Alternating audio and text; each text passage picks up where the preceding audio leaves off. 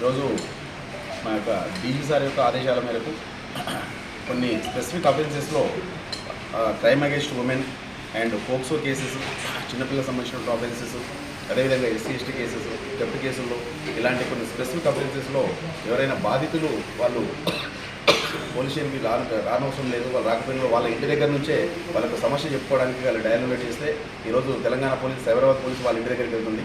వెళ్ళి వాళ్ళ సమస్యలు ఏంటనేది ఇంటి దగ్గరనే డ్రాప్ చేసుకొని పిటిషన్ తీసుకొని ఎఫ్ఐఆర్ రిజిస్టర్ చేసి మళ్ళీ వాళ్ళ ఇంటి దగ్గరికే ఇవ్వడం అనేటువంటి ఒక కొత్త కార్యక్రమానికి శ్రీకారం చుట్టడం జరిగింది. దాంట్లో భాగంగా ఈరోజు బాలనగర్ ప్రాంతంలో ఈయన సాంబమూర్తి అని చెప్పేసి మనకు మధ్యాహ్నం అరౌండ్ 12:40-12:45 మన డైలర్ చేయడం జరిగింది. ఈ వర్క్షాప్లో రాత్రి కాపరు వైర్లు బండిల్స్ థెఫ్ట్ అయినాయి అని చెప్పేసరి సో ఇమీడియట్గా మన వెహికల్ మన వాళ్ళు అప్రోచ్ రావడం జరిగింది. ఆ తర్వాత ఇమీడియట్గా మేము రావడం జరిగింది. అంతా మాట్లాడి పిటిషన్ తీసుకున్నాం. ఇక్కడే పిటిషన్ తీసుకొని పిఎస్కి చేసి దీన్ని ఎఫ్ఐఆర్గా కన్వర్ట్ చేసి ఈరోజు తీసుకొచ్చి ఆయనకు ఎఫ్ఐఆర్ కాపీ హ్యాండ్ ఓవర్ చేయడం జరిగింది.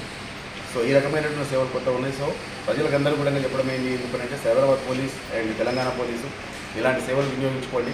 ఎప్పుడు ఎల్లవెల్లలా మీకు ఏ ఇబ్బంది వచ్చినా కూడా డైలర్ వాడుకోండి, మాకు సహకరించండి. Thank you. మాట్లాడండి సార్. నమస్కారం. నేను చెప్పేది ఏంటంటే నా పేరు సాంబమూర్తి. ఇక్కడ బాలనగర్లో చిన్న వర్క్షాప్కి ఓనర్ను. నా దగ్గర 10 మంది పిల్లలు పనిచేస్తారు. అందరికీ ఉపాధి కల్పిస్తూ నేను అందరితో ఉపాధి మర్చిపోతున్నాను. కాకపోతే సండే రోజు సాయంత్రం వరకు పిల్లలు వర్క్ చేసి సాయంత్రము క్లోజ్ చేసి వెళ్ళిపోయారు. సోమవారం హాలిడే అయిపోయింది. మంగళవారం ఉదయం వచ్చి షటర్ ఓపెన్ చేసి చూస్తే మా దగ్గర నా పనికి సంబంధించిన కాపర్ వైర్ బండల్ దాదాపు 14 బండలు దొంగతనం జరిగింది. ఈ విషయమై నేను పిఎస్కు 100 డైలీ చేస్తే వాళ్ళు 11-12 గంటల ప్రాంతాన రెస్పాన్స్ అయ్యి నా దగ్గరికి వచ్చి ఇప్పుడు సారు ఎఫ్ఐఆర్ ఫైల్ చేసి నాకు ఇవ్వడం జరిగింది. ఇలా దీనికి తొందరగా బాధ్యతగా వచ్చినందుకు పోలీస్ సిబ్బందికి, సార్కు, సిఐ గారికి అందరికీ కృతజ్ఞతలు.